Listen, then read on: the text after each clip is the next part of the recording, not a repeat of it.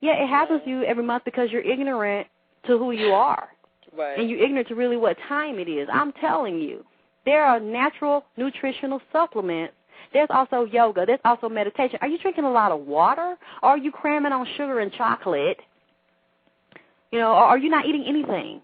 Because your period is on. Are your bowels being regulated during this time? Are you having calming, soothing teas? Are you having calming, soothing thoughts? What is this shit about? And how many layers of it and how deep does it go? Because it's a program. It's a negative program that you've accepted, and you're saying, this is what just happens to me. This is how I'm going to be. Many women already get in their head before they come on, be fucked up for about 3 or 4 days, and I ain't going to want to talk, and I'm going to be evil. I'm going to cut everybody's throat this month. And if I'm a supervisor, they better not get in my way because the folks going to be fired or suspended or some other kind of shit because I'm bleeding. We got to look at all of that. Yeah. This is true. I'm learning a whole lot from this conversation as far as, like, the female body. Yeah. And you are totally right as far as when a male can figure out when the female has a period or when does she need dick or whatsoever. You are actually very true. No, you're serious. Because there's a sense, I get a sense, I'm like, oh, like, my spider senses are tingling once I hear something. So certain things I do know.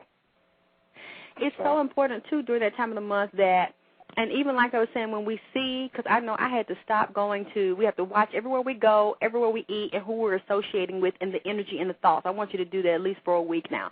Start to watch who you talk to, what you talk about. Listen to your thoughts, especially when you feel something negative about yourself, when you think something negative about, and start studying what you smell like. Start studying your body. Of course, doing the exercise when you urinate to open and close those muscles, to start to tighten and strengthen those muscles, the bladder muscles and the vagina muscles, as well as the rectum, the anus muscles, if you feel like you need to tighten those, because that whole bottom, that perineum, needs to be tight. It needs to be toned, because whenever we have lazy intestines, whenever we have a lot of flab and fat around our abdomen, that stomach's hanging, it's not strong, we're going to have some back problems, we're going to have some abdominal, and we're going to have some bowel problems, and we're going to have some bladder problems. And definitely if you've had a hysterectomy or a partial hysterectomy, I really, really hope that before you do that, you really look at the natural alternatives, because you don't have to get a total hysterectomy. Especially a lot of women think because they have fibroid tumors they have to get a hysterectomy. No, you don't. There are holistic practitioners now that can actually show you what to take and how to clean your body of parasites and clean your intestines, and even the herbs to dissolve fibroid tumors, and they never grow back. It's not normal for us to have a fibroid tumor. There are mental, emotional, spiritual issues and diet issues and parasite issues that cause fibroid tumors to develop and grow and get this big as grapefruits and oranges in our womb. So it's like we're perishing because of a lack of knowledge. But whenever a woman gets a total hysterectomy, so you have like ligaments that hold your uterus in place, and it's like a lot of stuff sits on top of the uterus, sits on top of the reproductive organs. So when we get that stuff taken out, they don't tell you that it messes up your back, it messes up your intestines. I know women that have had total hysterectomies. Many of them can't even have bowel movements, and that stuff gets so packed up in them because it actually starts to kind of compress your lower back. It actually shifts the spine. It causes back problems. It destroys the hormones. It throws the hormones out of balance, because you need your female reproductive organs to have your hormones balanced. It starts to mess up everything. When a woman when they start digging them around down there and tell you that your natural organs need to be taken out, your Creator knew when your body is a divine piece of architecture, and when it was designed, he knew and she knew, the God and Goddess knew, everything that was needed to keep us balanced, and that's one of the things that we need.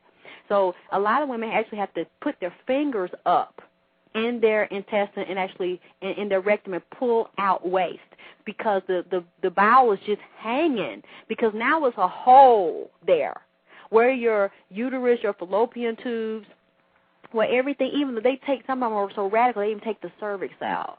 So you just got to open like a hole where all your reproductive organs were that had ligaments in place to hold everything up, hold your intestines up over, and the intestines are long and they're heavy. So they just become limp and just hanging in that hole because now their space has been created and women are suffering. Their hormones go out of whack, so a lot of them will gain weight.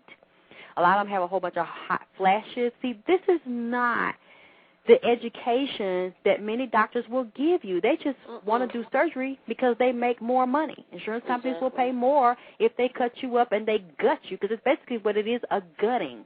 And some of my women are like, well, I don't want to wait. I just want it gone. I'm tired of bleeding so heavy every month because of the tumors. Yeah, but many times you have a tumor and you're bleeding so heavily, and the emotional distress and the self-hatred and dysfunction and somebody putting a penis in you that don't like you and don't respect you has built up such a vibrational force field of negativity that has turned inside out and started attacking your body. That's why you got the tumor. That's why you're bleeding like that. But you think a knife is going to cut that away. Yeah, the bleeding stops because they cut it away, but they don't tell you the tumors can grow back. And then you still got the root of the problem that you haven't dealt with, the self-hatred, and you hated your period anyway. And you spoke. You there? Or what happened? Did we have a problem? Hello? Yes. Hello, Cole? Yes. I'm still here. Okay, I heard some sounds. The problem began with the hatred of the feminine energy, you being the goddess and the creator, and you're saying, no, I don't want this. Because we have to have the menstrual cycle and our organs functioning properly if we want to create.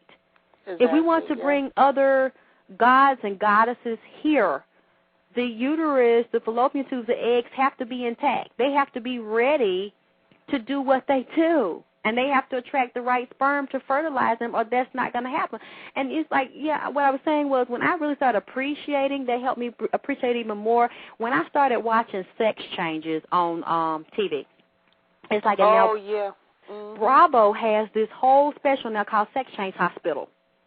And it was on this week, and you see all of these men who hate themselves because they want to have a vagina.